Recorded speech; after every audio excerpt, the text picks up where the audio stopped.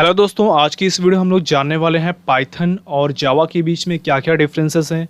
अगर आप इस लैंग्वेज को सीखते हैं तो किसकी सैलरी सबसे ज़्यादा होगी, किसका फीचर सबसे ज़्यादा होगा, आगे इसका यूज़ कितना होने वाला है और किसको सीखने में कम टाइम लगता है, ये सारी चीज़ें आपके माइंड में चलता रहता है। जो नए नए प्रोग्राम जो आते हैं उसके बीच में काफ़ी ये सारी चीज़ें कन्फ्यूज़न होती है जो आप सीखना चाहते हैं। तो फिलहाल अगर अब से जब से मैं वीडियो बना रहा हूँ कुछ इससे 1 डेढ़ साल पहले, यहाँ पर आप देख सकते हैं कि पाइथन का क्रेज़ थोड़ा कम था और जावा का ग्राफ यहाँ पर देख सकते हैं आपका ज़्यादा था। इसकी एक कंडीशन, एक वजह है, वो वजह मैं आपको आगे बताने वाला हूँ। दूसरी चीज़ आप देख सकते हैं दूसरे यहाँ पर कि जब मैं अब करंट टाइम में वीडियो बना रहा हूँ तो इस वक्त पाइथन का क्रेज़ ज़्यादा है, जावा का कम हो चुका है। इसकी एक वजह है, कुछ टॉपिक्स हैं, कुछ की डिफरेंसेस हैं जिसकी वजह से पाइथन थोड़ा सा ग्राफ उसका बढ़ चुका है। इससे क्या क्या डिफरेंसेस है, क्या क्या पॉइंट है, से मैं आपको बताने वाला हूँ। यहाँ पर देख सकते हैं जावा एक स्टैटिकली टाइप की लैंग्वेज है, ठीक है। वहीं पर पाइथन आपकी डायनेमिकली टाइप की लैंग्वेज है। और बात करते हैं नंबर 2 पॉइंट में आपको बता रहा हूँ, यहाँ पर जावा जो है कॉम्प्लेक्सिटी लैंग्वेज है, कॉम्प्लेक्स लर्निंग यहाँ पर है।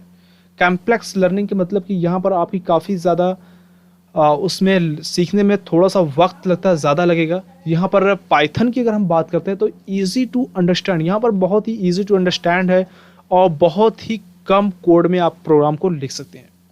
अगर वहीं पर आप जावा की जो भी प्रोग्रामिंग एक हेलो आप प्रिंट करना चाहते हैं तो वहाँ पर आपको जो 3 से 4 5 6 लाइनों का कोड आप लिखेंगे, वहीं आप पाइथन में 1 लाइन का आपका कोड होगा और वहाँ पर आपका प्रोग्राम रन हो जाएगा। तो आपको जावा सीखने में बेटर लगेगा कि पाइथन, तो आप जाहिर सी बात है पाइथन ही चूज़ करेंगे कि आपको 1 लाइन में कोड हो जा रहा है, ठीक है।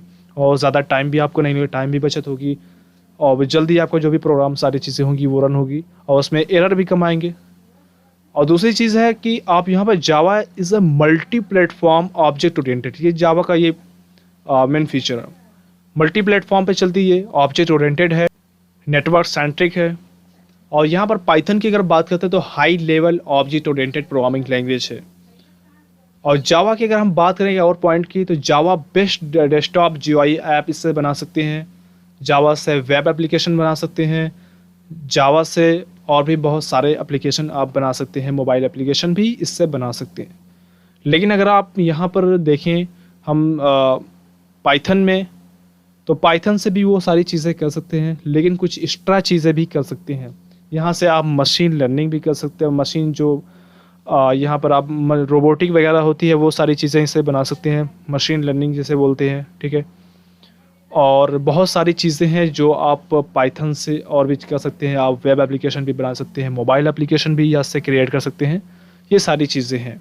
तो अभी क्रेज़ इसलिए ज़्यादा बढ़ गया है पाइथन क्योंकि कोविड चल रहा है तो लोग ऑनलाइन क्लासेस कर रहे हैं, तो उसको सीखने में कम टाइम लगता है और वो सारी चीज़ें जो जावा से फुलफ़िल हो रही है वो पाइथन से भी हो रही है।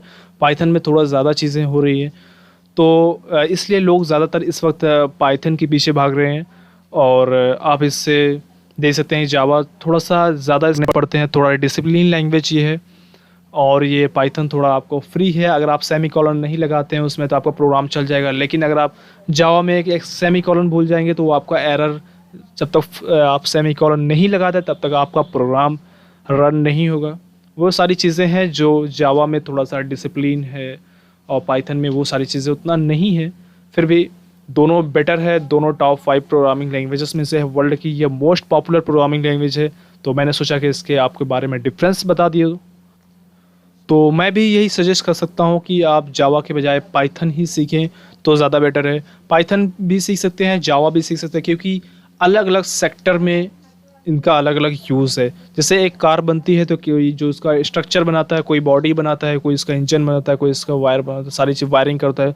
तो अलग अलग उसके मैकेनिक होते हैं, कोई वायरिंग करता है तो कोई इसके इंजन बनाता है, तो कोई इसकी बॉडी को वहाँ पर कुछ अलग तरह से कोई पेंटिंग करता है। तो अलग अलग तरह से इसका यूज़ होता है। जावा का जहाँ पे सीखते हैं तो जावा का जिस जगह पे ज़्यादा यूज़ है तो आप उसमें इसे अप्लाई करके काफ़ी बेटर वहाँ पर आप अच्छी तरह से सेटिस्फाई हो सकते हैं। और इस तरह से पाइथन का अलग यूज़ है, अलग अलग तरीके से इनको आप देख सकते हैं, दोनों बेटर है। आपके माइंड में ये कभी ना रखें कि कोई भी प्रोग्रामिंग लैंग्वेज दुनिया की नंबर 1 हो सकती है, ऐसा कहना गलत है। सब अलग अलग सेक्टर में अपने आप को नंबर 1 मानते हैं। आई होप आपको ये सारी चीज़ें समझ में आई होगी। अगर आपको ये चीज़ें नहीं समझ में आई है तो मुझे कमेंट करके बताएं, और जो भी क्वेश्चन है आप मुझे कमेंट करके ज़रूर बताएं। अगर आपको वीडियो अच्छी लगी तो वीडियो को लाइक करें, अगर आप चैनल पर नए हैं तो चैनल को ज़रूर सब्सक्राइब